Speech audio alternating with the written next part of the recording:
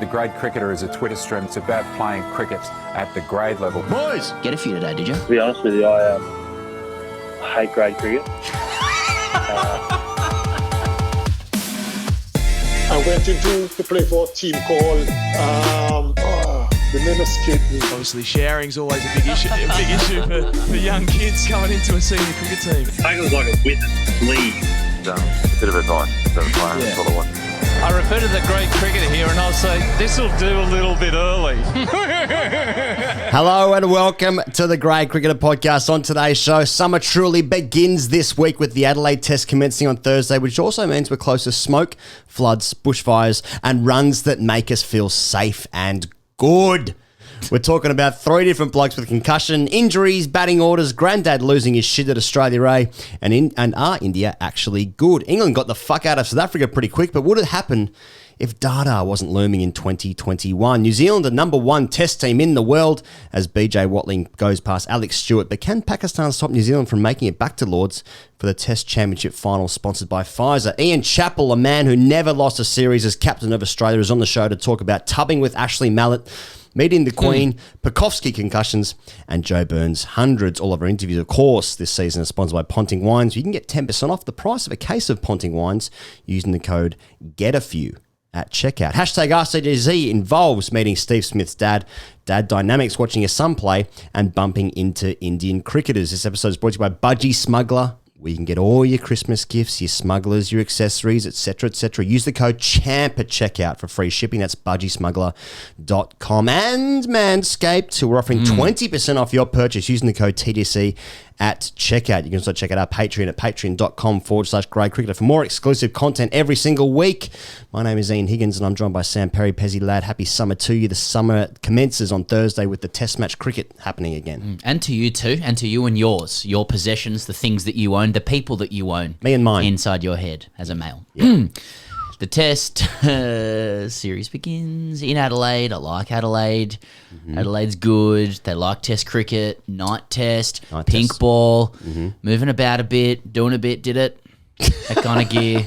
Someone comes back into the But, shed. you know, by the same token, and we'll discuss this on the show, we are, for the first time, holding a TGC Christmas party attended by you and I. Yeah. And we booked it for Thursday afternoon without any thought that the cricket was on. Just two guys who do things in cricket, and still the cricket washes over you in the summer. You don't know when it begins and ends. You turn it on, oh, those guys are playing, are they? Oh, that's good. Oh, that colour's on that colour, are they? You know? Oh, the white teams are playing, are they? Yeah. With the sponsors on now. Yeah. Anyway. Oh, teal versus pink. I know this game. Yeah, that one. Yeah. So, yeah, that's on Thursday when the cricket's Thursday. on. Yeah. Yeah. We don't really follow the cricket, to be honest. It's kind of... Just on. I moved here 6 months ago now, and fuck, has that already been 6 months? Jesus. Yeah, something like that. Nice to be out. Nice to be out. Pez, on Patreon this week, Yes. we're gonna drop an interview Yeah. with the man of the moment, some well, would say. As we go to, sort of. Some would say. Yeah. Yeah, as we go to where last night the Brisbane Heat got absolutely fuck-eyed by They got fuck-eyed.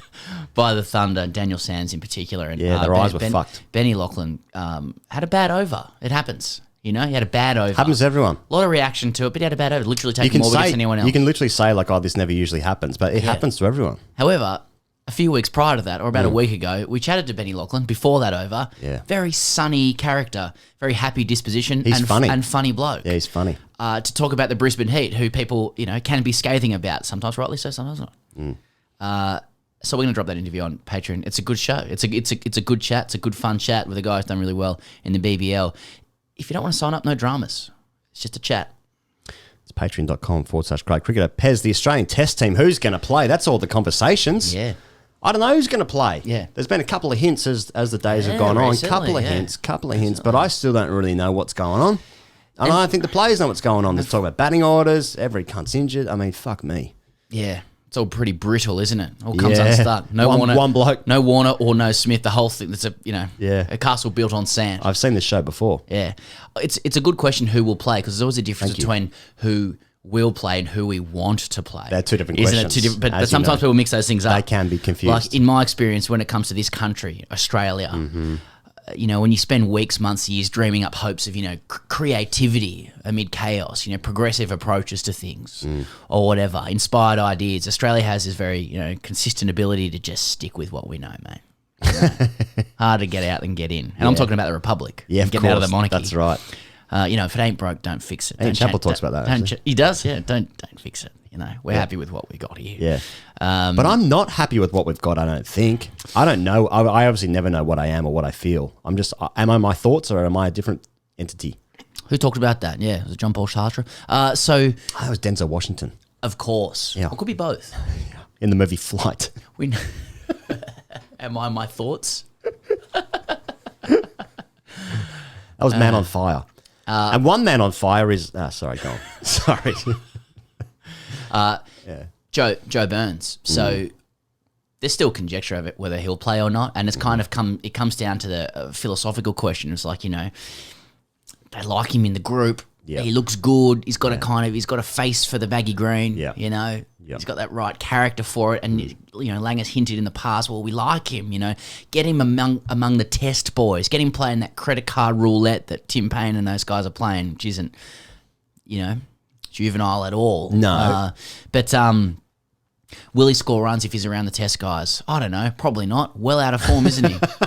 Well, he hasn't scored any runs in the lower levels. What about tests? Probably not, probably, yeah, but the Starkey and the boys are around him. There's going to be some kind of intangible effect they have on him. What if the nation's watching and a billion Indians? Yeah. Oh, you get runs then, definitely, yeah.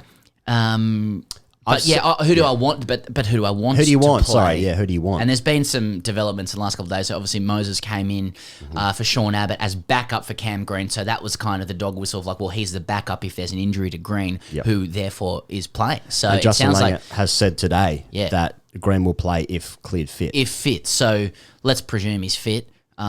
Indications are that he's doing okay. He's got to come through a net session or two. So he's 6 now, you'd imagine. I don't think there's a suggestion he'll be anywhere else.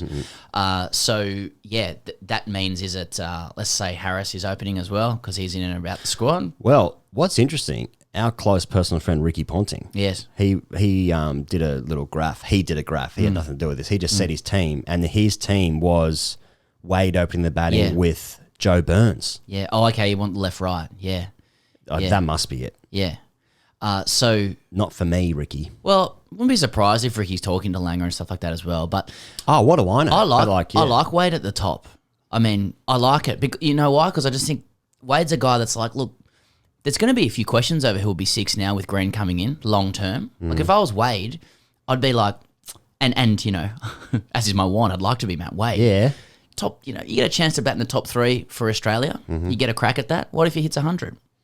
Where's he then? Like, oh mate, I gotta say I disagree. I mean, like if I'm Wade and I'm playing a pink ball test, I'll probably stick down to 6 here, lads. I'll have a bat in the morning or the early afternoon. I mean, fuck facing Boomerang at like 8:30 p.m. Like whoever wins a toss basically dictates when the other team goes into bat. And as we saw in the A game, which we'll come to in a moment, but like as we saw in the A game, the game is dictated entirely by like if you can bowl with a brand new ball, getting into the dusk, into the twilight hours, like when you just run through teams. Like no one can see the ball really. Great for TV, don't get me wrong. It's a great part of the TV show that we're all watching this summer. But, of course.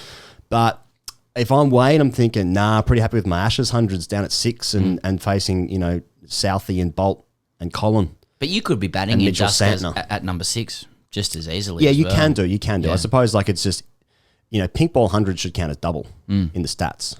Because it's And then the other one is, do you push Labuschagne up as well to open the batting and just bump everyone up?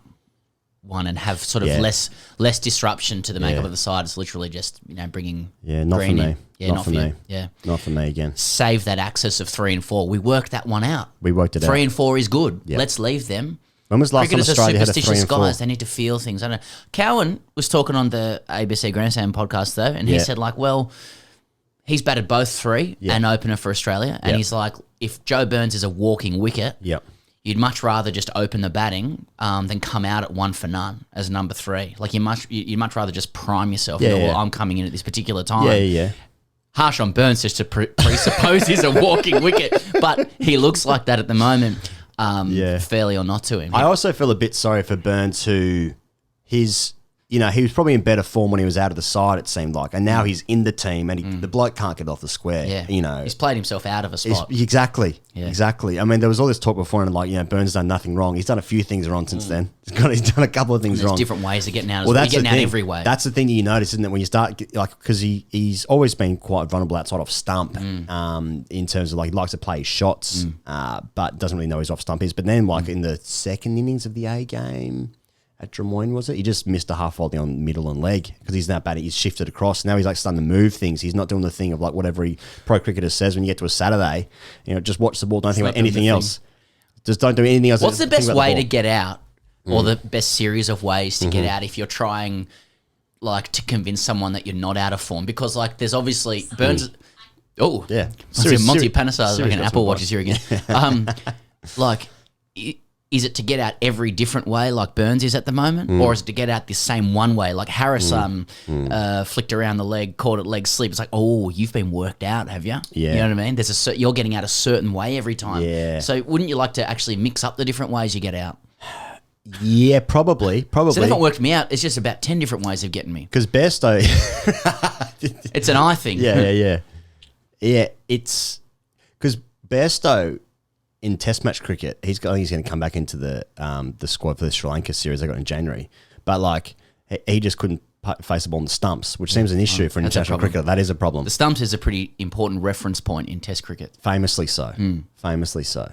So, I don't know. Yeah, maybe you're right. Maybe, like, yeah, I could scratch off. I can get caught at mid-off. You know, I can chip one the cover Because if you like. get out, like, all sorts of different ways, if it's like I've nicked off, my bat's outside off stump, I'm now out hooking, I've now cut one straight to someone off the middle, you know, to point. Now someone's bowled a half volley on my pads, I've missed an LB. It kind of says, like, you're simply out of form. You know, like your mind isn't there. You've probably still got all the tools. Whereas if you get out the same way every time, it's kind of like, I don't care how good you are. If that ball is bowled to you, you're out. So that's in Burns' defence. It's like, I'm getting out heaps of different ways. Guys, yeah, it's I get him out heaps of different it's ways. It's a form thing. The form will come back, Yeah, and yeah, those yeah. ways will disappear. He's not out of form. He's out of runs. So, have you ever been figured out? Have you ever been batting? Yeah. And like you're aware that you're being set up. Yep. Yep. It's one of the Yep. most. It's like quicksand. Yep. So It's embarrassing. For the last like maybe 6 years of my career, I might as well just fucking try to kick the ball off the stumps. Did you fall over a bit? Yeah, I fell over a bit because I wanted to play cover drive Yeah. at the time. A big So- army cover drive, you know what I mean? So you overcompensate to get that shot. Yeah. And you expose, your pads. So Someone blew your pad off, as they say. oh mate, pads were blown off. It was a very expensive season. You ever think about that image? Yeah. I'm going to fucking blow your front pad off.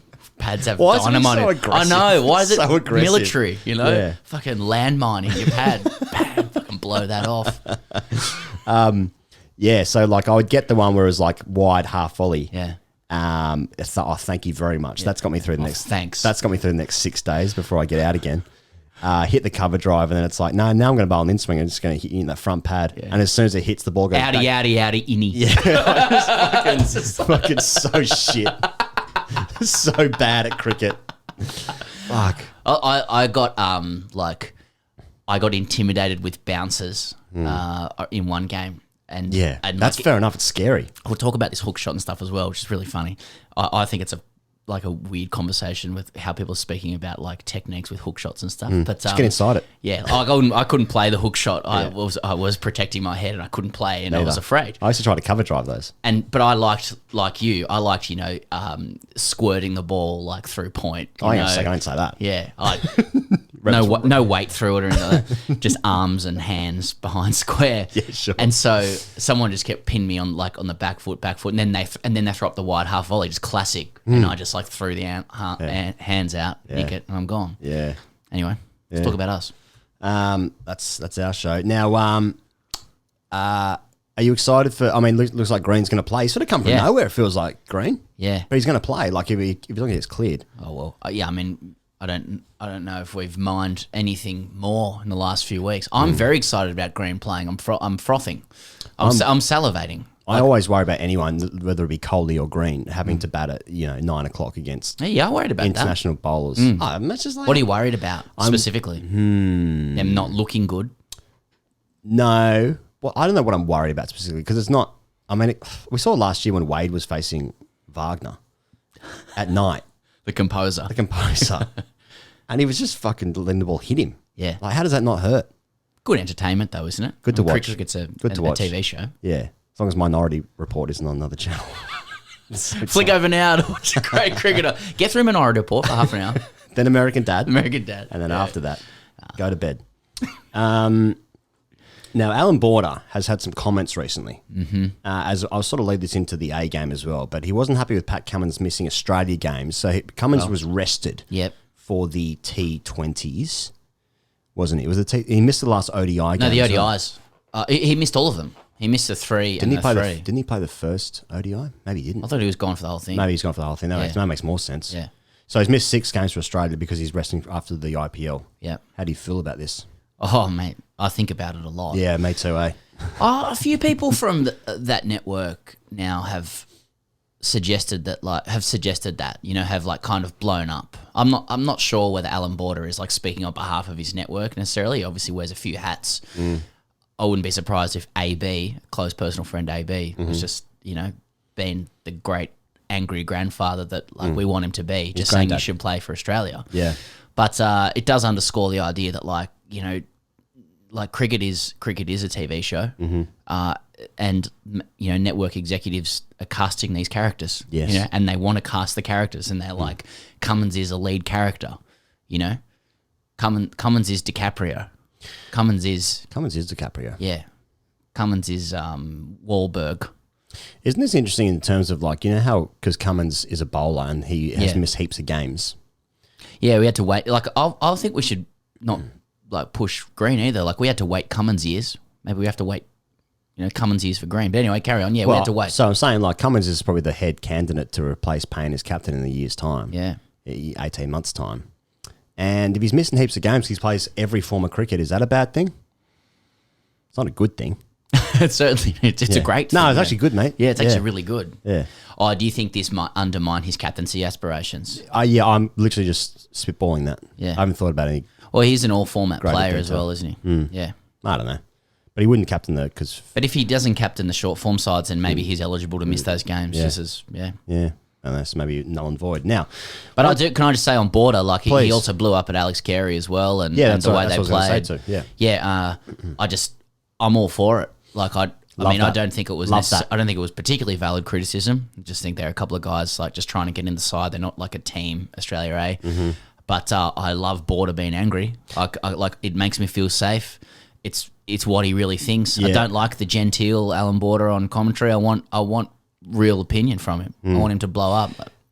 It actually made me want to play and start sledging blokes. I want him to play the character. Yeah, I want to play cricket. Listening to that, I want to start fielding aggressively. I want to fling the ball in close to the batsman unnecessarily. I want to generally intimidate, as we did in the kind of just around that era. My instinct was whenever I threw the ball into the wicketkeeper, got near the batsman, my instinct was to apologise immediately. But some people were just they would just stare at you. It's like, what the fuck is wrong with you? You're feeling a point, you dopey cunt. I have no agency in the remainder of my life, but you nearly got hit by this missile I've thrown in. I actually can't believe it's got near you.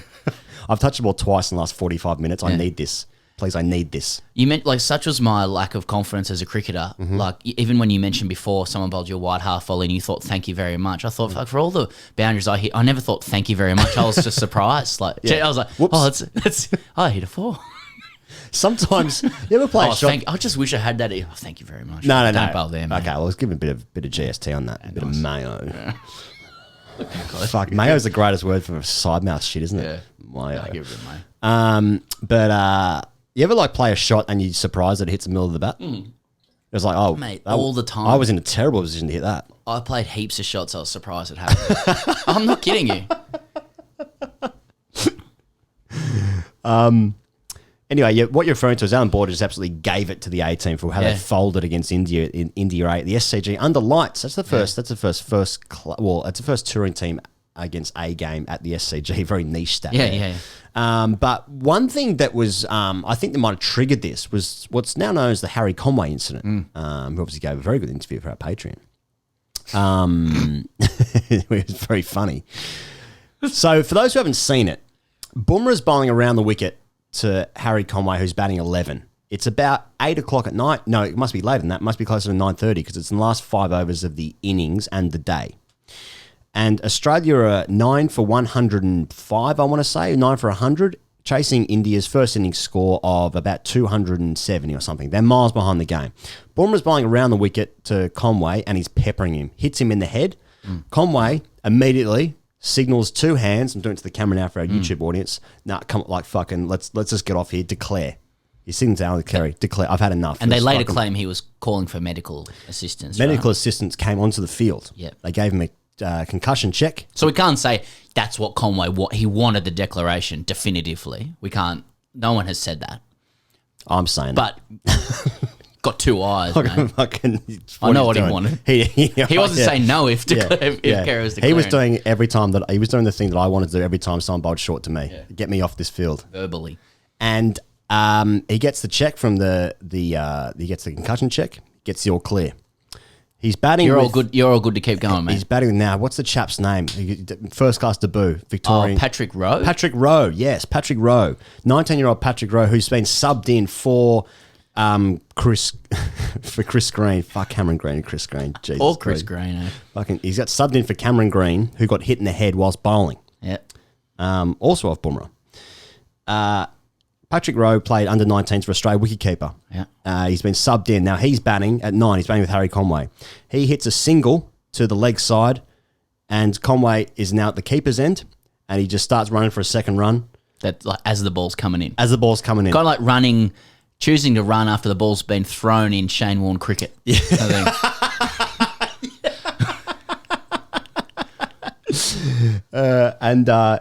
There's the cliche of there was never two in it, and then there was this. Yeah. They're quite separate things.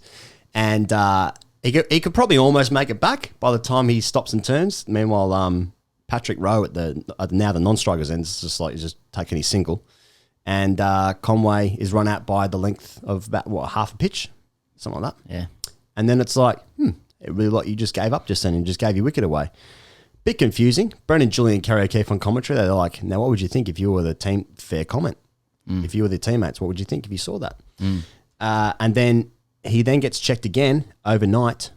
Passes the cog test. And then in the morning, he is suffering from delayed onset symptoms of concussion. And according to the official word. And then he is substituted by Steckity, I think it was. Is that right? Yeah, that's right. Steckity comes in. And it's all a little bit how you going. Mm-hmm. It's all a little bit. What are you suggesting? I'm suggesting that. What are you suggesting? I'm suggesting that Harry threw his wicket away and it wasn't a great look. And I think to save a bit of face, it's like, I think you need to remove yourself from this game. That's what it seemed like to me. You reckon he got banished from the game under the auspices of concussion? That's what you're saying? Yeah. They said, mate, you've thrown your wicket away for this, while wearing the proud Australia A lid. Steckity, you're in. Harry, you've got concussion, inverted commas. Did seem strange to me. Well, then a day later, Conway's on Instagram. Got himself a little Peroni there as well. Having and it's beers. a good picture and he looks good. Looks really good. It looked great, in fact. A couple of comments came underneath that had since been deleted. Yeah. Can you publish them? Can you paraphrase them? No, you can't. One of them was from a current Australian player. A popular one. And there was a really good riposte. And that got deleted too. It's all just a bit how you going for me. I don't know. And that's the Australia A game versus India. Well, I feel like we're saying a lot there, but we're not saying anything. But we're saying enough. I mean, they're just... Can you read between the lines? Well, but that's just speculation from you, really. Of course it is, yeah. I think it's strange that he had concussion the next day that they couldn't really even anticipate when he first got hit in the head and wanted to come off. They made him keep betting. But, maybe that is just what happened. Mate, either way, it's fucking weird how many people are getting hit in the head at the moment. I mean, this is on the back of Pucoksvki. This is also highlighted the opening batting spot with Pucoksvki because Pucoksvki was in for Warner. He was in the team. Pucoksvki. Sounds like it was his time. He was in. And then he gets hit in the head against, was it Bumrah who also hit him? No, it might have been Shami. Doesn't matter. It was one of the Indian players. Or Saini, yeah. He got lidded at Drummoyne. Yeah. And it was bad. That's his ninth concussion. Yeah. Nine concussions. Yeah, Yeah, he has a specific issue with that, I think. But it then has like heralded a lot of discussion about concussion in cricket. Yeah. Do you take the same approach towards it as a lot of the footy codes are, and also what's happening in the US and whatever, or is it a little bit of a coincidence at the moment? Like, is there a systemic issue with concussion? I'm not sure there is.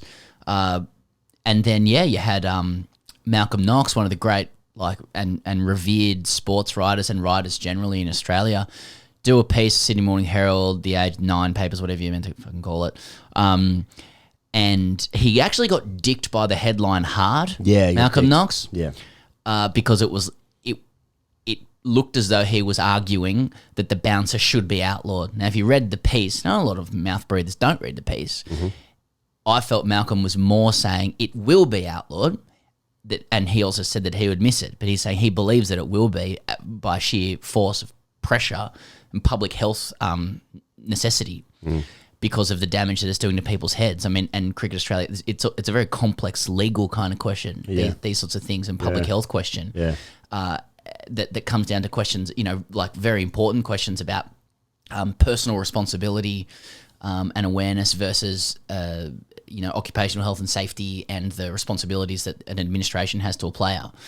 So, I thought it was it's very possible to read a piece like that and be intrigued by it, to be challenged by it. I mean, I think the bouncer should remain. It's a fundamental part of bat-ball relations, and they are relations in cricket. Yeah. We just need to give batters every chance to, avoid concussions. But we can't shy away from the fact that bowlers are intending to hit a batsman's head when they bowl bouncers. Yep. That's literally the gambit. The gambit is I am aiming this missile at your head in cricket so as to ensure you feel sufficient primal fear to hamper your technical capacities. Yeah. I'm at your head now. You must protect your head now. You can't do any other shit. Yeah. And you're going to worry about getting hit in the head, so now I can bowl full, all that sort of stuff. That, you kind of need that in cricket, I think. But they are trying to hit the head. Yeah, that's what they're aiming for. It's always a weird one when bowlers hit batters in the head and then they feel bad about it, and that makes sense too, because you don't like to see people go down naturally, but we're also aiming for their head. Yeah, our body line still exists. It's just without the leg theory, without the leg side field. I mean, it's literally what everyone tries. I mean, they're trying to do it to Smith, not so much in the head, but in the ribs, trying to hit the ribs. I mean, it's a legitimate tactic in cricket where you're basically fearful, therefore you play a bad shot and you make a mistake and you get out. Yeah. The thing is with the bowlers at this level, they're so accurate with the bouncer now. But I think it's actually twofold now I think about it. I think there's without a doubt that the advent of helmets means that more batsmen get hit in the head. I think there is no way that the bowling has become so much better, so much more accurate with the bouncer, that there were so few instances of batsmen getting hit in the head at basically every level up until about 1990. And then the more and more the batsmen are playing their shots and they feel confident about, you can get hit in the head and not be, fucking sculled. They're just going to hit all the time. I hear this argument and I think that's probably right, but I don't really know where we're meant to go as a next step from No, that. neither do I. No, I have no suggestions with that. I've heard also people say people need to improve their technique. I mean, to hooking the ball. I mean, there are times when bowling is just literally too quick for you as well, or you just don't pick it up at the start and you're trying to get out of the way. It's not just you've got to put your hook shot away, man. You'll never get hit again in the head. So, yeah, it is an interesting one. Langer got knocked out. He reckons he got concussed about 9 or 10 times in his career. I genuinely wonder if he's thankful that we don't know what we know now about concussion for the career that he was able to have and the way that sets up his life or the memories he has. I remember the literal memories. Or doesn't have. Yeah. I remember that one in his 100th test was in South Africa. McLaren got him first ball, I think. He killed him flush on the side of the lid. The one where the ball comes forward from the grill, real bad. He got knocked out or concussed in his first and his 100th test. Yeah, right. Yeah. I mean, there's heaps of there's enough out there because the NFL been through this whole thing recently about concussions and instances of what that does to the brain after people's careers. Yeah. There was the rugby union player who won the 2003 World Cup for England. His name escapes me again. We were talking about this a while ago, Pez. And exactly right. And he doesn't remember winning the World Cup final. There's a Welsh rugby player who's 41 who has had early onset of dementia because of concussions during his career. Now, rugby and cricket are very different. I'm not sure if you can have different types of concussion. For instance, one impact, one something with the neck, I suppose. But it ain't good. It ain't good for the brain. Yeah. Will Pucoksvki's 22. He's had 9 concussions. I wonder at what point it comes to a matter of quality of life for him longer term, which I imagine would be extremely difficult because he has got his entire life set up. I'm talking like legacy almost financially. He is set up for his life. Also, it's been his destiny, since That's right. like he's been so prodigal. Right. I'm not sure anyone's ever been as prodigal. Maybe not. As Will Pucoksvki in the age of prodigal runs. Yes, that's right. So this is something that he's essentially been working towards his entire life. Yeah. It's where he's meant to be. He's meant to be wearing a baggy green. Yeah. It'd be very difficult for him to deal with. Yeah. And he's like, oh no, I won't play anymore. Yeah. I think it's different to rugby and sure and it those is. kinds of sports in the sense that like actually there's so much advantage to be gained from like continually smashing people in the head in those sports. Whereas in cricket, it is a part of the game and it's a fundamental part of the game, but it's not the focus of the game. I don't know. Hey, BBL. Yeah, mate. How are those new rules going for you? I think they're good. Yeah. I think they're good. I think they're fine, and I think they're good. And I think It's it's weird how very easy to be a contrarian, very easy to jump on the rules of shit bandwagon. So the players hate them. I think that's obvious to me. The players hate them because they're not being replicated in any other tournament. It's not international cricket. I reckon they feel like they're playing in a fucking carnival somewhere, and it's all a bit of like slap and tickle, and none of it makes any sense. But I think that's also part of the Big Bash or T20 cricket, that it's actually not for people like the purists of the game and all the players who are even playing BBL. A lot of those people would be purists. They're like, I don't really like this. I reckon. So when they start having like new rules and like that aren't there's no continuity between rules in the IPL or the LCL or the Caribbean one or the 100 or the Big Bash or whatever, they're like, I know, we're just sort of travelling clowns here. There's been a few times with the like the bonus point and the power surge where I've watched where otherwise I wouldn't have watched, right? And that's genuinely the goal of it. I think that we get too fixated on the cricket that we personally want to see while forgetting that the Big Bash League is often not for us 35-year-old white males who think that we know the most about cricket. I'm 34. If there's any difficulty, well, I don't know. I don't know. When I was in high school, someone argued about when my birthday was. Oh, it's a fucking Twitter conversation. It's 26 until 27. Yeah. I reckon, like, it's funny you say players hate him. Like this, thought I've been having lately is like, I think everyone's a bit fucking cooked after this hard year. Yeah. I reckon everyone's on edge. It's just such a stark generalisation. Yeah, I reckon everyone's a little bit on edge with everything at the moment, and I'm a little bit like, the BBL is easy in cricket terms. BBL is such an easy thing to whack with your stick, at the moment. Metaphorical stick. How'd you hit him? Yeah, exactly.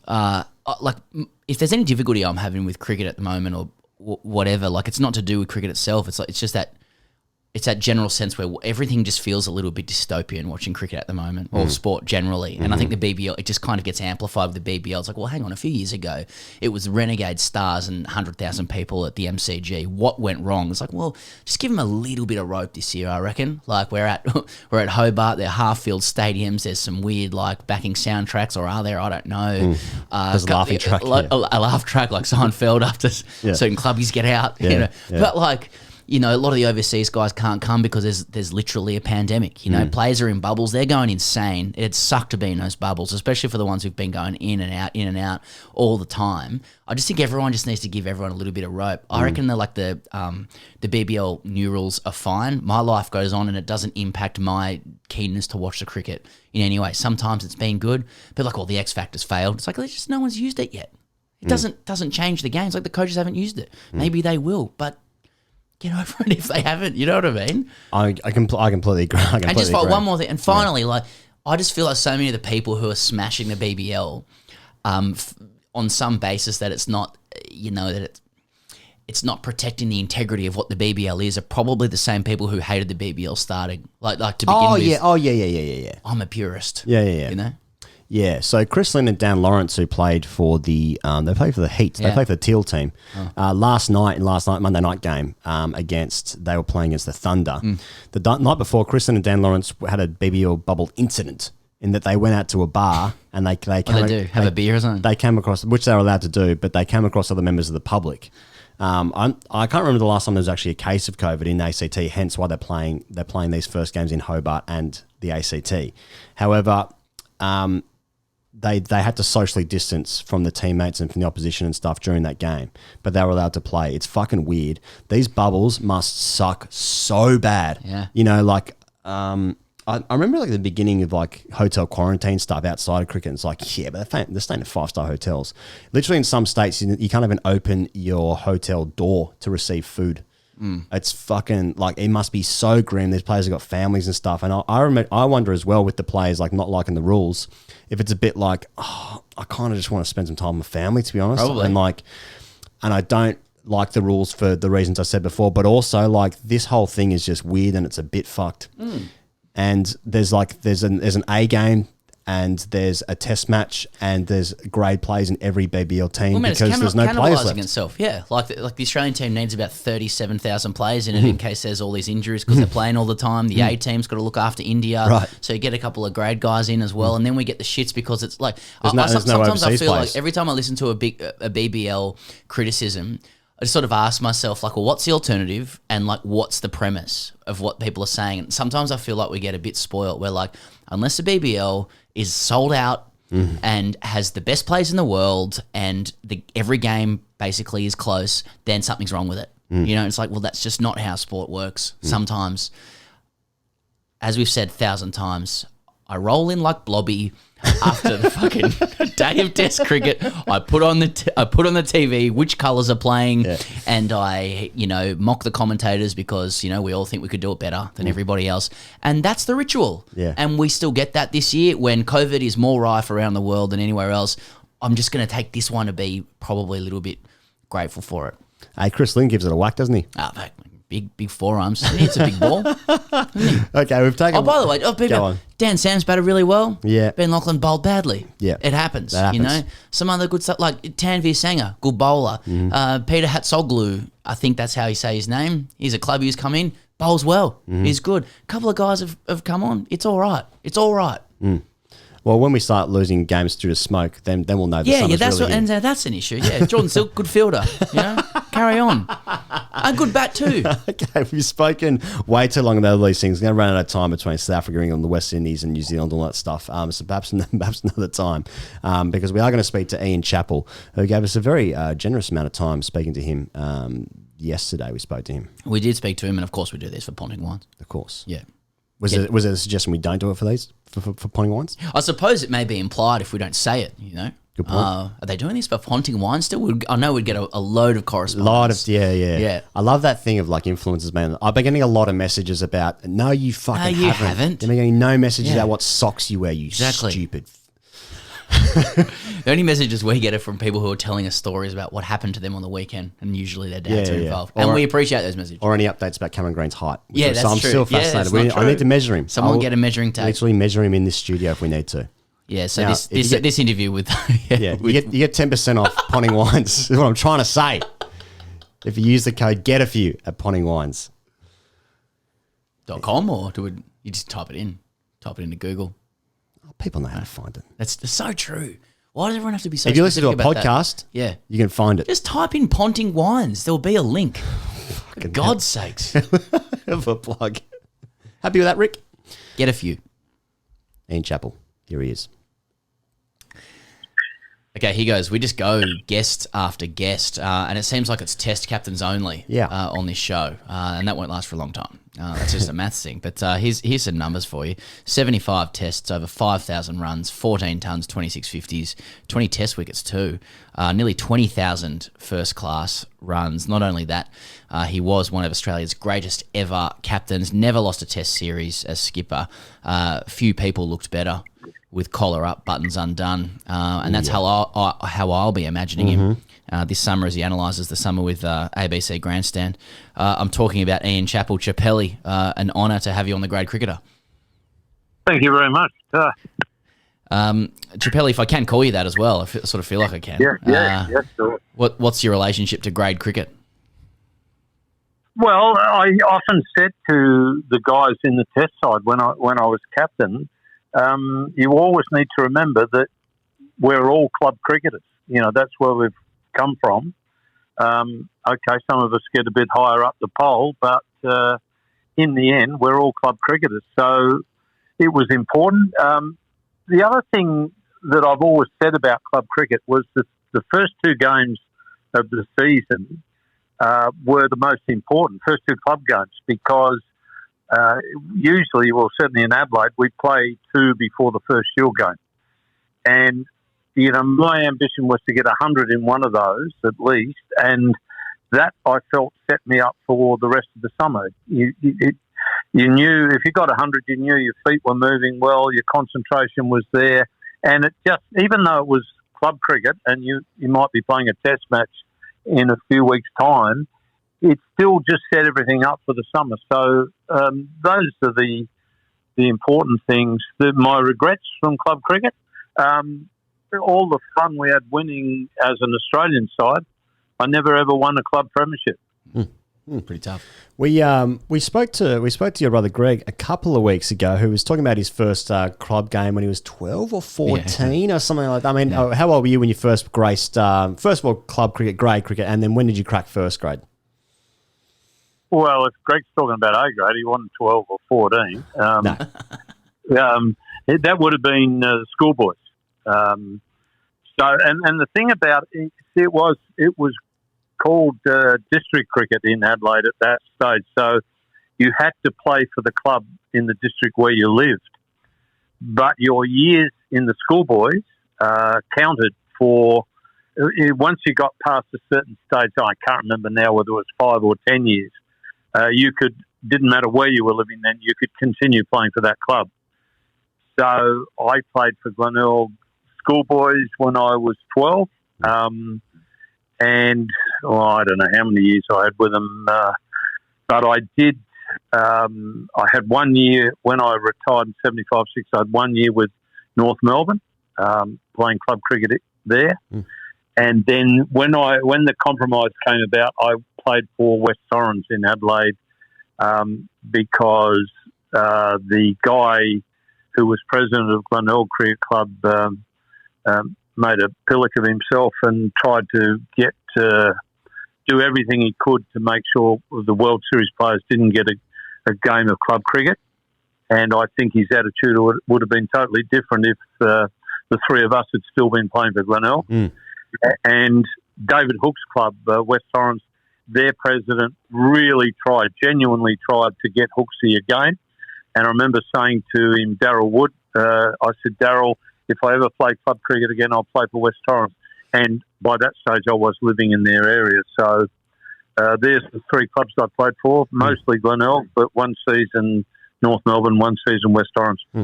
Chappell, we talk a lot on this show, rightly or wrongly, about not just what happens on the field in grade cricket, but also, what happened, a lot of the social lessons that you learn in grade cricket. And I'm conscious that or district cricket, when you would have started playing district cricket, it was a certain era in Australian society. Then when you were ascending to the test side, there was social change, There's old black and white footage of the 68 Ashes tour, and guys are in perfect suits, perfectly tailored, and the 72 one, everyone's got sideburns and open collars and stuff. I'm just trying to think about what was the district scene like when you were playing. What was happening in the tubs, for example. Like was it all prim and proper and then it all changed, or what are your recollections of playing with men as you were coming through the ranks? Well, we didn't get dressed up to play club cricket, I can tell you that. When I say dressed up to go to the ground, you certainly weren't wearing suits, and it was pretty casual. Glenelg, seaside suburb, so, shorts were, if it was hot, shorts were definitely in vogue. What was it like in the tubs? Well, there might have been one or two who tried to make sure you didn't get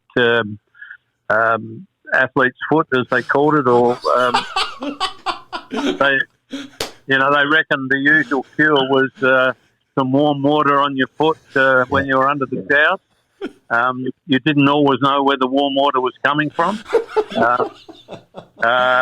We didn't have any. I'm pretty sure we didn't have any pubs in Adelaide or in Glenelg, but certainly a few of the grounds in England when we were playing, test matches. More so, probably the county. Sussex, I'm sure, had this huge tub, and virtually the whole team could have got in, but I didn't really think that was a good idea. Quite a few of the guys got in, but I think I stayed out till everyone else had got out, which was probably a silly idea because most of the damage had probably been done by then. I mean, while we're on the subject, who was getting into the tubs first in that Ashes sort of setup? You know what I mean? Because we know the sorts of guys that get in first. Yeah. Ashely Mallett was always one for copying a practical joke. He used to. Rowdy was a very funny man. He was a little bit clumsy, but I think he used to put on quite a bit of it because I always got the feeling it made him feel like he was more part of the team. But he was offered in first and was usually on the receiving end of any practical jokes that were going around. Okay. I remember, who was it? I think it might have been Rowdy actually taking the photo. This was in the Sussex one, and the wall of the Sussex tub was about waist high, roughly waist high. Anyhow, Rowdy wanted to take a photo of all the boys in the tub, and Doug Walters, being the practical joker he was, said, "Righto, Rowd, but I'll give you the word when to take the photo. I'll yell out right when to take the photo." And of course, it's just as he yelled out right, he had all the boys standing up in the tub. So in those days, it was a bit hard to get your film processed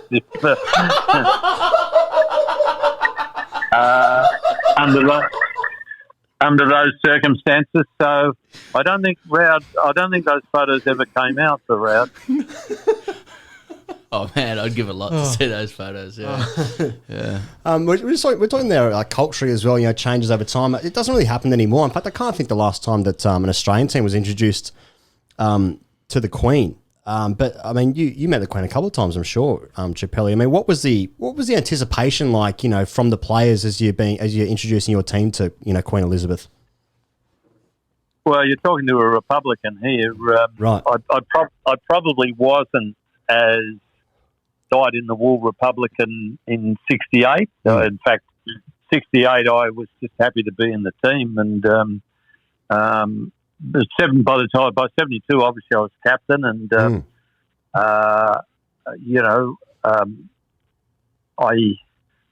just trying to think because '72, because Massey took all the wickets, the usual protocol was you met the Queen and the Duke on the field at tea time on the Monday. But because Fergie had taken 16 wickets, the game was all over by lunchtime. So they had to reschedule, and we went to Buckingham Palace at 5 o'clock in the afternoon, which created a bit of a problem because we won at about 1 o'clock, not having won a test match for, I think we'd gone 10 without winning one. So, the manager, Ray Steele, who was a very, very good manager, he came to me after we'd won. He said, "We've got a problem, mate." And I said, "What's the problem? We've just won a test." And he said, "Well, we've got to go to Buckingham Palace at 5 and we don't want any of the boys turning up under the weather." So I said, "Well, that's pretty simple, Ray. We'll just keep an eye on the guys, and if anybody looks like they're getting out of order, we'll throw them under a cold shower and everything will be fine." So we kept our eye on the usual suspects, Marsh, Walters, Tabor, all the blokes who like to drink.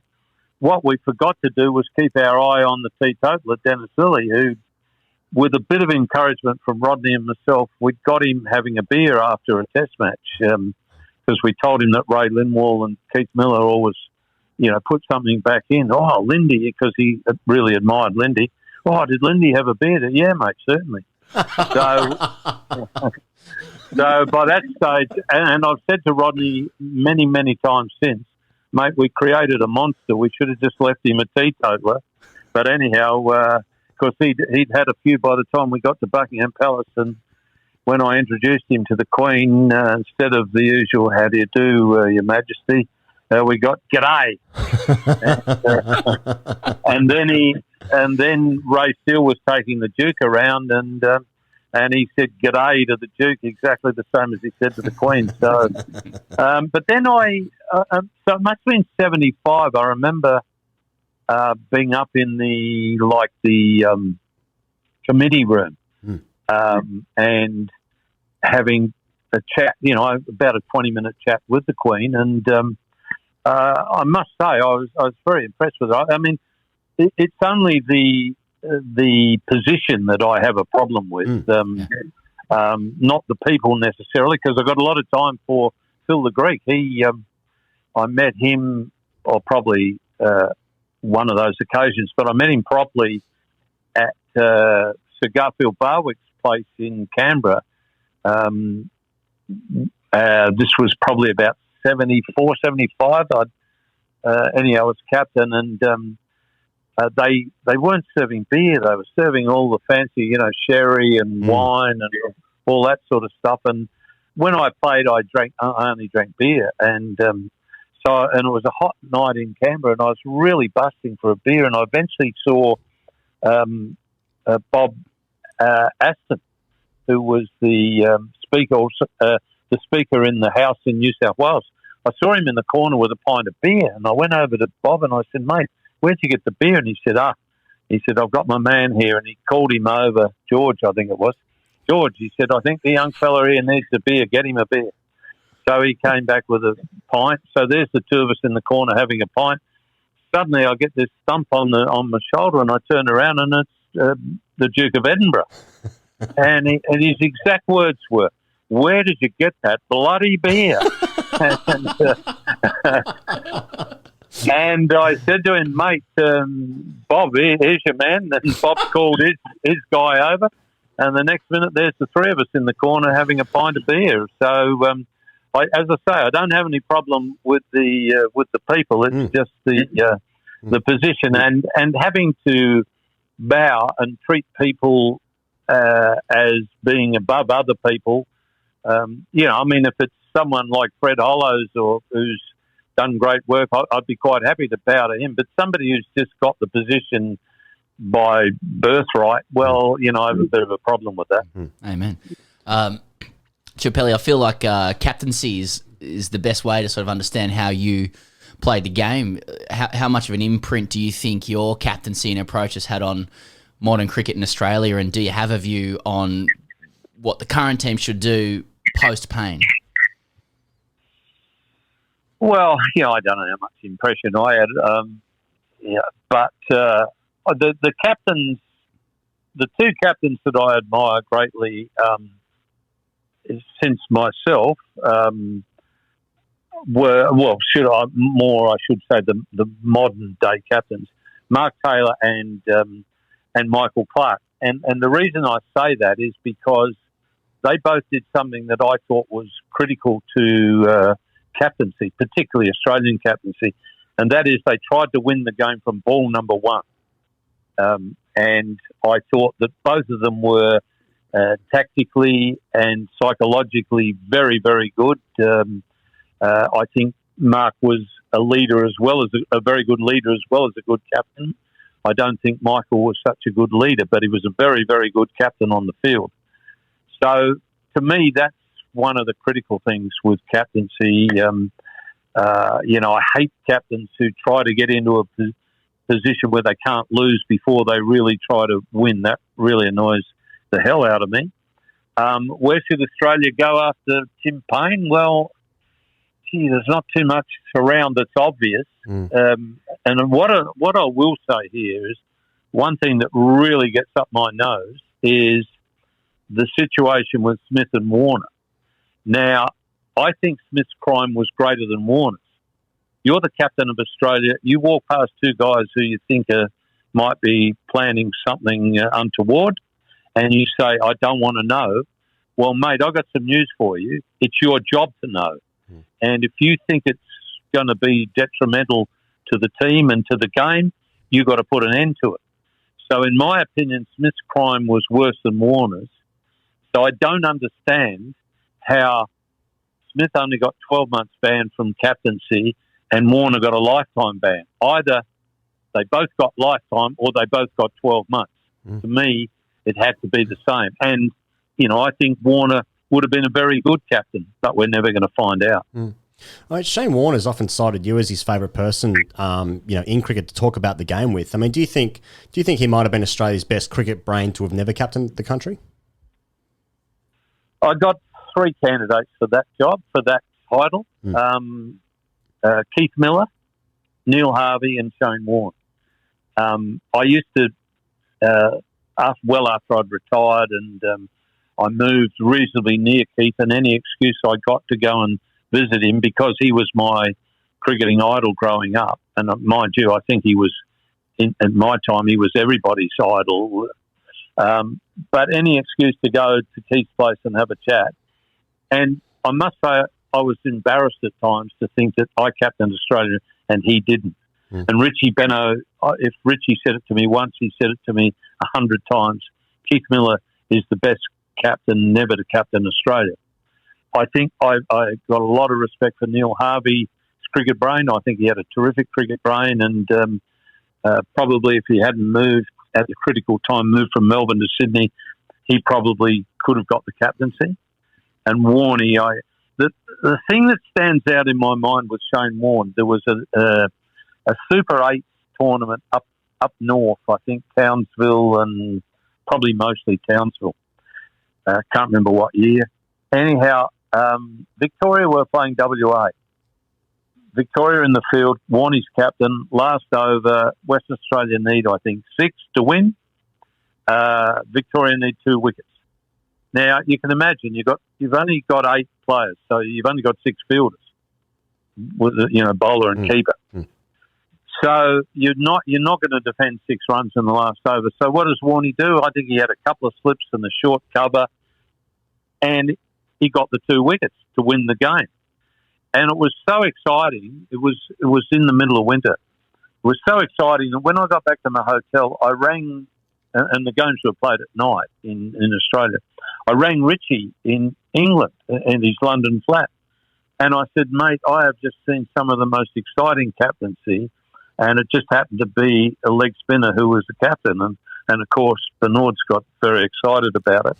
But that was the thing that I liked about Warney. And to me, this is another critical thing with captaincy. Most times as a captain, you'll come to a fork in the game where you've got 2 choices. There's the choice to be aggressive or the choice to be conservative. And, when I'm talking to young guys about captaincy, I say 99 times out of 100, take the aggressive route. Because if you're in trouble, the only way you've got of getting out of trouble is to take the aggressive route. Might not get you out of trouble anyhow, but it's your best chance. The only time really to take the conservative route, strangely enough, is when you're well and truly on top. At that point, don't do anything to give them a sniff and let them back into the game. That's the one time you probably can be a bit conservative. Chappell, I've heard you say before that as a skipper, the W's go against your name, as do the L's. And sort of it becomes your team. And when captains understand that, that's great. I heard you say that on the Final Word interview that you did, which was a great interview from those guys. And you. You also said when you think about batters and bowlers, you think, batsmen, can they get me 100 runs? And with bowlers, can he get me 5 wickets? Can Joe Burns get Australia 100 runs at the moment? How many innings are you giving him? A summer. But, I mean, anybody can get 100, if they're picked in the test. And that's the way, if Joe's picked, that's the attitude he's got to take. All right, I'm in horrible form. I'd just say, if I was his captain, I'd say 2 things to him. Joe, first thing, when you walk out there, don't think about anything else other than making sure you're watching the ball out of the bowler's hand. Nothing else. And the other thing is, mate, you could get 100 in this innings, which will keep you in the test side for a while. And probably I'd say a third thing, play your shots. Because when you're in a horror stretch, the best way out of it is to play your shots. And I'm not talking about trying to hit 6s and trying to hit every ball for 4, but if there's something there, play your shots. Because what generally happens when you're in a trot like that is, every time you nick one, they stand on their ear and catch it, and you might get a rough decision, although that's less likely to happen now with the DRS.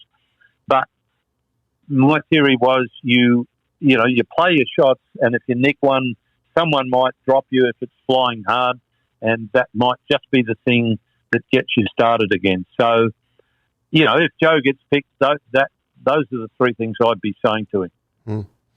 Chappell, we talk a lot here on the Grade Cricketer podcast about having prodigal runs, seeking prodigal runs, and we think that we had that with Will Pucoksvki, who's sort of been in around the squad for a while, just missed out on opportunities. But how concerning is it that Will's now had? I think it's 9 concussions he's had now. I mean, are we looking at a situation here where he might have a shortened career anyway if he's going to, I'm not sure how many more concussions he can have. I mean, how concerning is it for, CA or the selectors or the team in itself, and that this guy is he's surely ready to play, but, he can't keep getting hit in the head? Firstly, what are prodigal runs?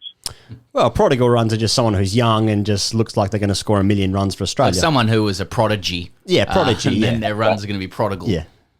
Right, you confused me with these big words. It's very concerning that he's had 9 concussions already. I think eight from cricket, 1 from football. Is that right? That's right. Yeah. No, and there was a very concerning when he went down on his hands and knees when he got hit this last time. It was almost, like, oh, not again. And this is probably going to stop me playing in the first test. And, I reckon as much as anything, he was down on his hands and knees because those were all the thoughts going through his mind. And you're quite right. I mean, how many concussions can you have? How many's too many? Well, one's too many. So, yes, it's a major problem. But, I mean, here's an example. I mean, when Phil Hughes was killed with the cricket ball, Cricket Australia said we're going to do a safety review.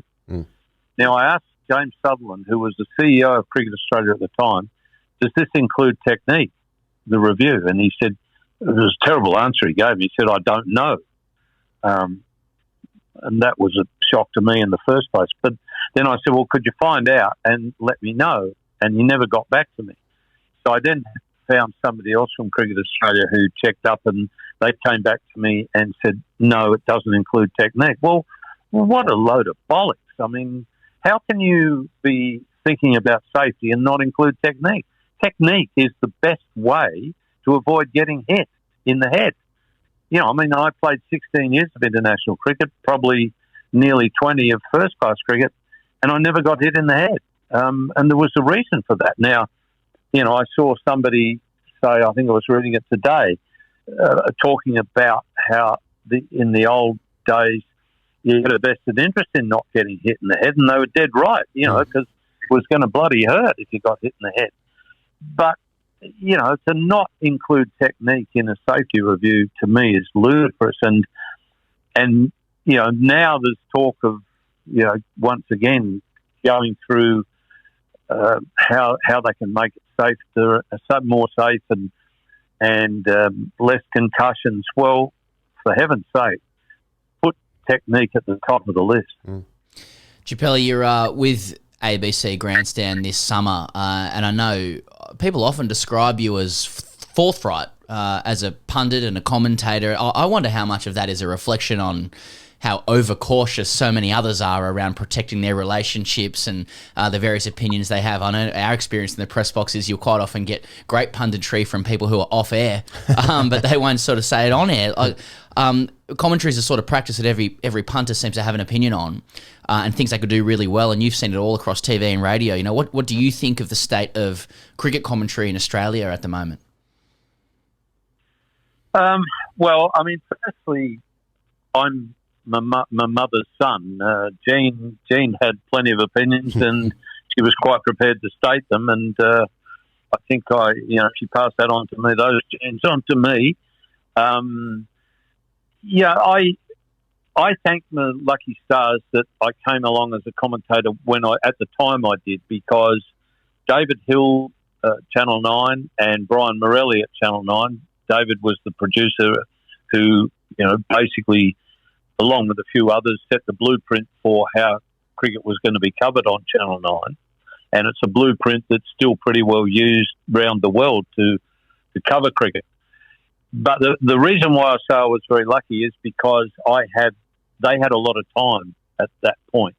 And I also got lucky in that I joined Wide World of Sports at that time to do the Saturday and Sunday shows. And again, they had time to explain things to you. And the other big thing with David Hill was he produced the commentators. And if you had an ordinary session, he'd threaten to put 2,400 volts through your chair or hit you over the head with a lead pipe. And then he said, and then you'll have a reason to slump in your chair. So Hilly was very colourful in the way he went about it, but he was, he produced the commentators, and I'm not sure that very much of that is done these days. And the other thing that I'd say is the difference between the training that I got, which was very, very good. Unfortunately, I think most of the younger blokes coming on, the training is basically, this is the microphone, this is your earpiece, good luck. And that's about the training. And, the thing that annoys me, the thing that annoys me the most is, it's television. You can see that the guy has hit the ball through the covers for 4. Now, I could go and get a third-grade cricketer off the street and he could tell you that.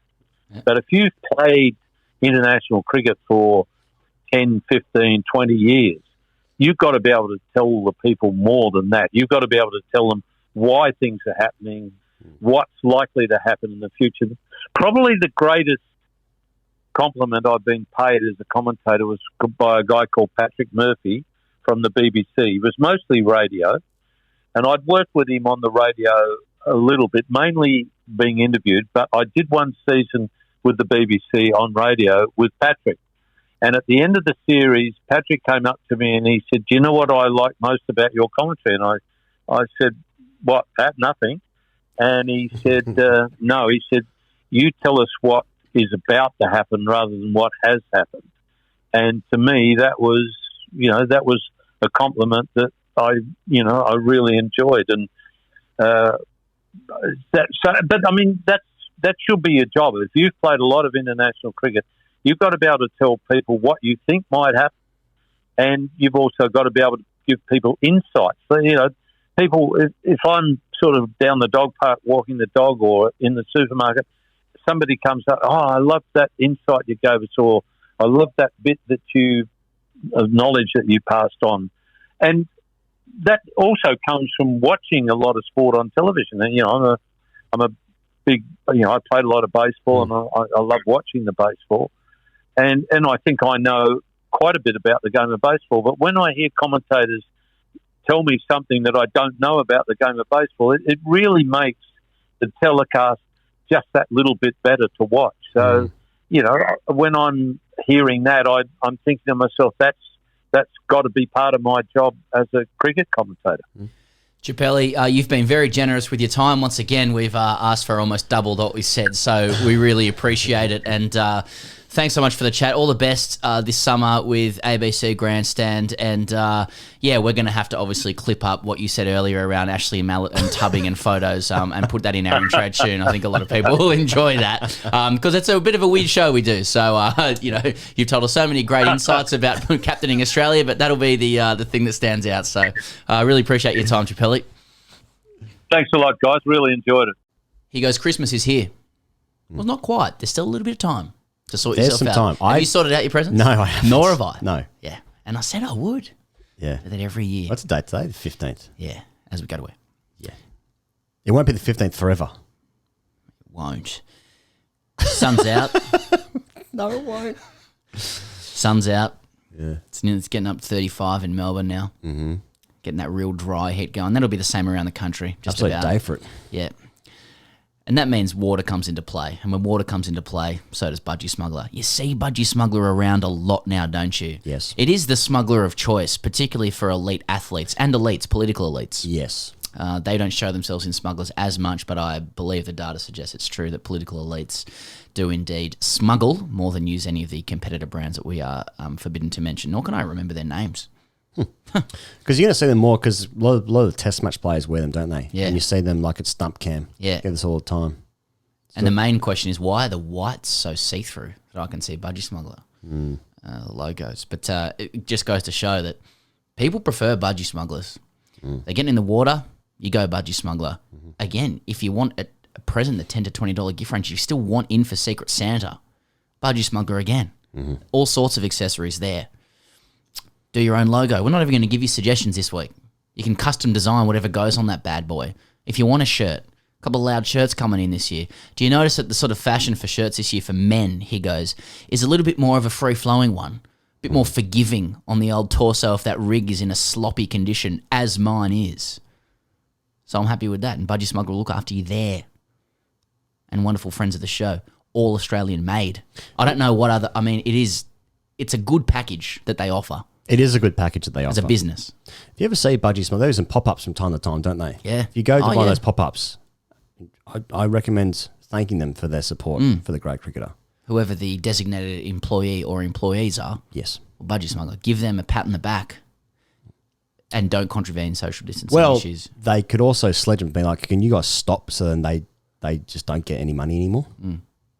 Well, you wouldn't want to do that. Well, they could if they wanted to. Yeah, good point. Good point. Use the code CHAMP for free shipping if you want to pick up any products from Budgy Smuggler, particularly around Christmas time. But, if you're just getting into the water, if you need something to get into the water with. Getting in the water. Don't get in the water. I get in the water, did you? Well, little bushfire over there, is it? Well, you had to go hide in the water. No, I don't know if that'll ever not be funny to me. Yeah. People talking like that. Well, get in the water, did you? Yes. I went to the beach with my friends. We had a swim. Oh, did you? I had a swim, did you? A little swim there. You had to congregate in the water, did you, while the fire went past, did you?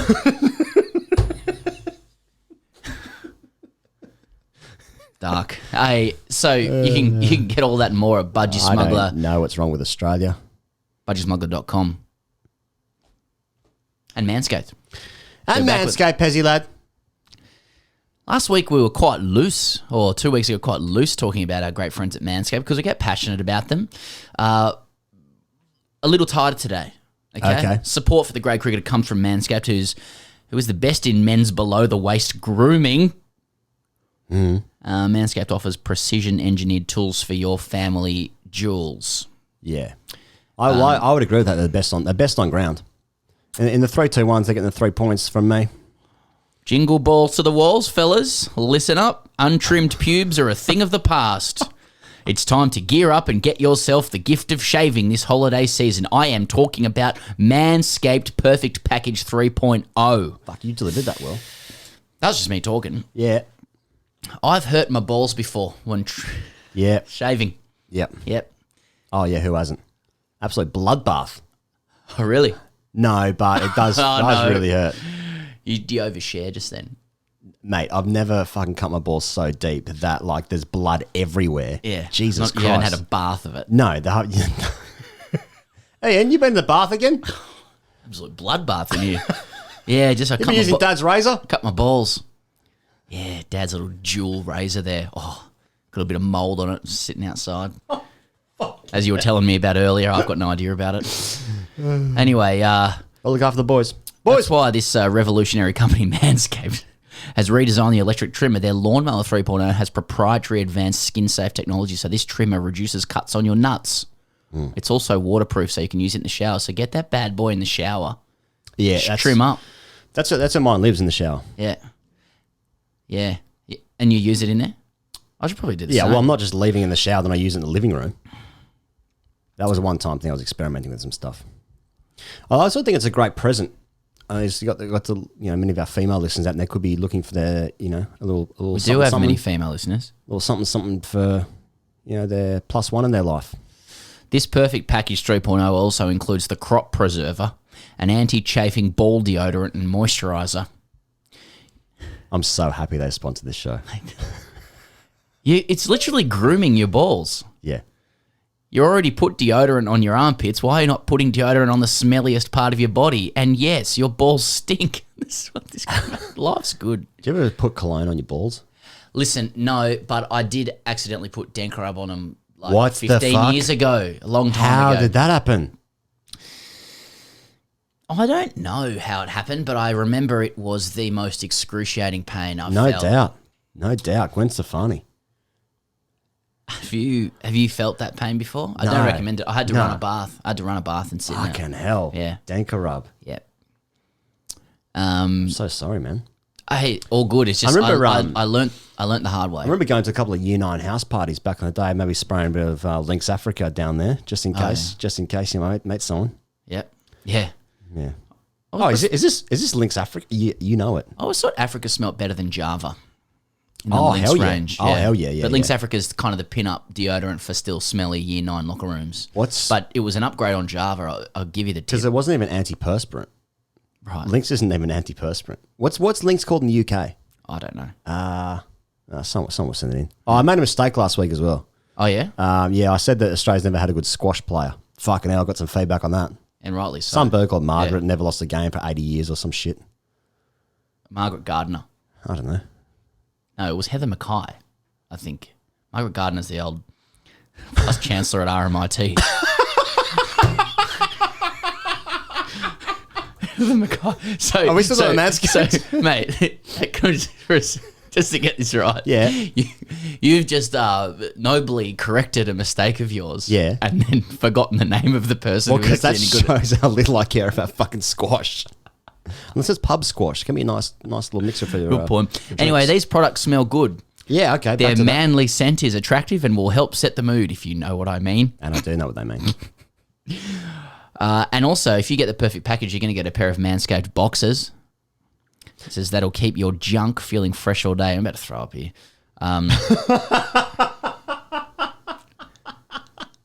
But it is the season of Manscaped, especially around here in the summer. Yep. Get your dad, your brother, your friends the best gift of all, Manscaped Perfect Package 3.0. Get 20% off and free shipping with the code TGC at manscaped.com. Your balls will thank you. Or your partner's balls or whatever. I want to see correspondence from the listeners out there. If someone's bought Manscaped for their dad, I want to see that. On Christmas Day, send a photo. Yeah, what message does that send, Dad? Move back in. Come back home. Get 20% off free shipping with the code TGC at manscaped.com. That's 20% off with free shipping at manscaped.com and use the code TGC. Clean up your nuts and make Santa proud this year. All right. They've lost it. Hashtag ICDC, Pez. Yep. Don't forget patreon.com/Grey Cricketer for the Ben Lachlan interview. We're going to drop that. Yeah. I'm going to drop that on Thursday, Pez. Thursday morning, we're going to drop that. Aaron Vart? Is that how you're saying that? Vart. Viet. Now, There was a Socceroos player, Carl Viet. a Viet? Yeah. I'm sorry, Aaron, if I've obviously got that wrong. I was, Veart. yeah, Viet. That's how you pronounce Carl's name. Okay, fair enough. Aaron, I apologise for getting that wrong. Hashtag ICDC, cricketing dad inevitability. I'm a 44-year-old father of 3 boys who had a semi-successful junior playing career. Reps, state tour of Queensland, game against touring team from Sri Lanka. Average about 30 with the bat, 25 with the ball. Not bad. Not bad. I never had a positive father figure with an abusive stepfather who only got involved in my life when angry, drunk, or when taking credit for my sporting success, football and cricket. P.S. Never came to a game. My father figures were Border, Ambrose, Terry Alderman, Steve Wall, Mark Taylor and Ian Botham. Fair enough. Rightfully so. I left cricket after juniors, under 17s, got married at 20 and thought I would make a comeback. Started in 5th and went through to 3rd grade and under 21 reps in Sydney grade with highlight of 97 in 3rds. Then quit to spend time with my wife. This resulted in 3 sons. Then after the Ashes in 2018, I joined my local cricket club and started playing AstroTurf club cricket for some fun. Did a good job at having fun, 20 with the bat and 55 with the ball. My best achievement was getting my 12-year-old son involved in the under-14 team. I would help out at training, endless throwdowns, and helping him learn the basics of cricket, sledging, on-field chat, buying expensive equipment that vastly outweighs ability. I knew that I would not be one of those cricketing dads that alphas his kids. I would be a supportive dad that enjoys their son's achievements and revels when their offspring's success exceeds their own. Earlier this year, my team had a pre-season hit at the nets. In between balls, the captain and I were chatting with an old guy walking his dog around the oval. The captain seemed to know him, and I just joined in. We chatted about the impact of COVID and how cricketers would shine the ball. I made a few witty remarks about maybe using sandpaper. We all laughed and thinking I was onto comedy gold. made several other jokes along the same lines. As a footnote, I think the treatment of S. Smith and others was ridiculous and a massive overreaction. As the elderly gentleman walked away, the skipper laughed and advised me that he was actually Steve Smith's dad. I was mortified. My son and I started the current season, and for me, it has gone well, averaging 70.5 with the bat and 22 with the ball, not a high level. My son made the under-14 ones team and has not gone well. Sorry. It just gives a really detailed account of his own. Yeah. My son's not gone well. Son hasn't gone so well, yeah. I still do throwdowns and help coach, but the other day I found myself walking in his room for the third time for the week saying, "Did I tell you about my runs on the weekend? What has happened? Did my unintentional championing of Steve Smith's dad begin a downward spiral that I cannot come back from? Is my son's cricketing career doomed due to the cricketing dad gene that I obviously carry? Am I just a tool like my stepdad using my cricketing results to bully? Or am I teaching him a valuable lesson that stats maketh the man, and batting and bowling averages are the only true measure of a person? P.S. was reminded when you interviewed K-Rudd that when he visited my son's school, Rudd tried to give my son a high five but missed, and the PM slapped him in the head. It made the evening news."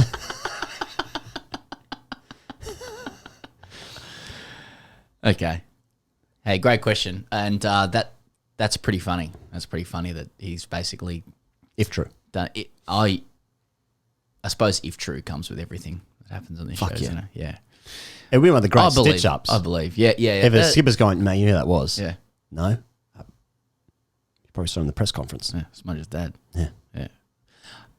Look, I get the feeling that Aaron's a good dad and he has to fight his champing instincts. Yeah. And like it may have come from his stepdad or whatever and just things he's observed. He started well by identifying this problem, being aware of it, and that's the first step to fixing any problem, recognizing you've got one. Right. It might be a long way because he's still been happy to, write down to this audience that he's averaging 70.5. Like he's hitting him well. With the bat and 22 with the ball. My son's not going well. That's Third time this week. Did I tell you about the runs on the weekend? Yeah. Yes, Dad, fuck off. Trying to use Manscaped. He's 12. Son, that's mine.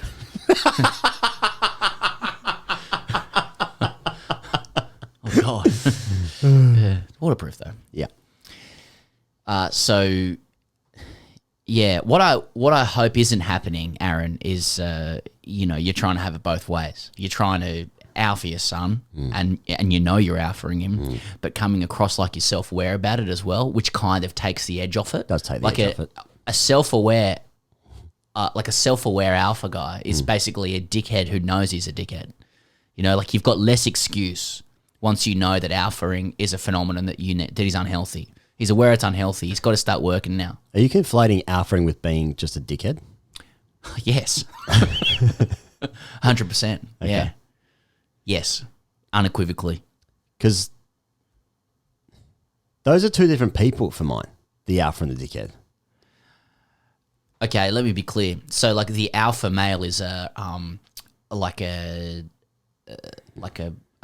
social phenomenon. It's a social construct. Yeah, the alpha male in any kind of group, Lord of the Flies situation. Yeah. But when you're alpha-ing someone, like you're alpha-ing in a situation, it's very much from the family of dickheadedry. Yes, that's right. That's right. I'm not saying the alpha. That's right. Is a dickhead. No. But to be alpha-ing. You've explained that well. I said. You've explained that well. Who's Piggy? Indeed. What, Miss Piggy? No, from Lord of the Flies. Oh. Who's Piggy? Who's Piggy Riddell? Who has the conch? Yes? Yeah, that's Shall good, we go? mate. That's good. Evan also, Beaver. that's really funny about Kevin Rudd slapping his kids in the head. I feel like he would do that every second time he plays handball, Kevin Rudd. Yeah. Very uncoordinated. Evan Beaver writes Friend in. of the show. Both Evan and Kevin. Yeah. Hashtag AskTGC. Boys! Evan07. Now 42 years old, I'm in the part of the cricket life cycle, good term, where I take my kids to Cricket Blast, having learned long ago that I fucking hate playing cricket. Love watching it, though. My 6-year-old daughter's first training session was this week, and there was plenty of entertainment for the observant TGC listener. As we arrived, I saw one dad repeating "high elbow, keep that high elbow" as his kid tentatively pushed forward on that front dog with his bat backwards. Another dad shouted, as they were doing their first attempt at bowling practice, "Remember to push hard through the crease like we practiced."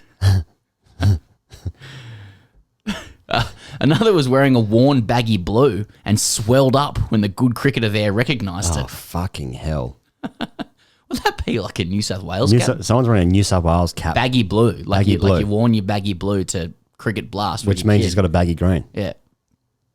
Well, of course. In that era, if you're 42, yeah. Yeah, that's right. That would have been the era. Who would that have been? Michael Bevan. It seems this is an extension of cricket's social capital, but in this case, by proxy. If my kids are good at cricket, people will think I'm cool and possibly also think I'm good at cricket. The icing on this cake was right at the end, cleaning up the equipment. Me and another dad were chucking the soft training balls back to the coach, apparently a good grade player, and a miscommunication gave him the classic 2 balls at once problem. Classic. Coach caught one, the one I threw brained him, and we both thought it was hilarious. But the other dad took the opportunity to be performatively mad, cursing loudly and remonstrating with himself to do better next time. I, of course, respected him more after this and assumed he must be very good at throwing balls.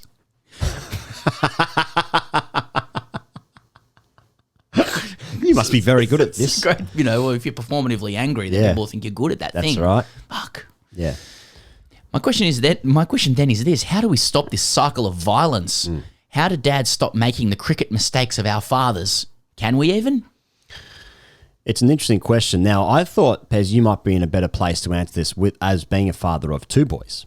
Obviously not quite yet at the age of Evan's 6-year-old daughter. But but it must be very interesting when they're in that bracket. So 42, you can still be athletic at 42. You still got the skills. You still have the recent memory bias of I was good. I played the game. There's a guy I used to play fucking grade cricket. There's a guy who's wearing his baggy blue. Jesus. And he's swelled up.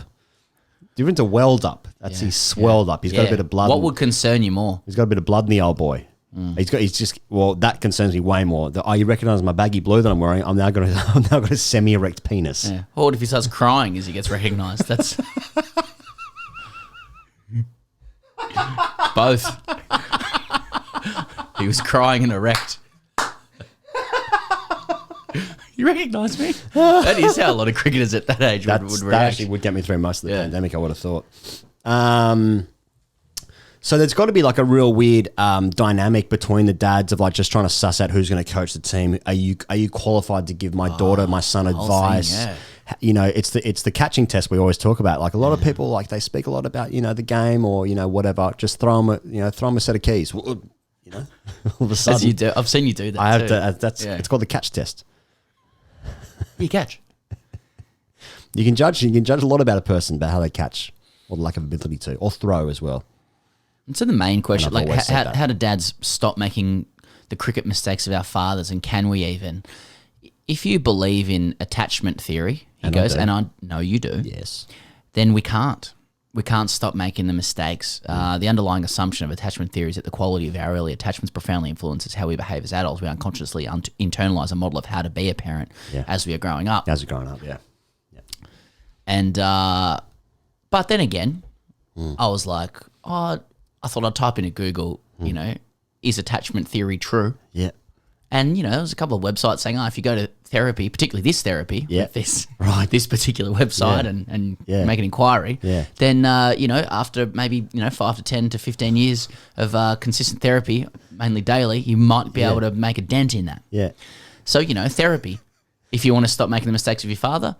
Yeah. And if you don't go to that therapy, then you're going to do that. And we're all just completely beholden. Yeah, right. Beholden. And that therapy is prostate massage. Fuck.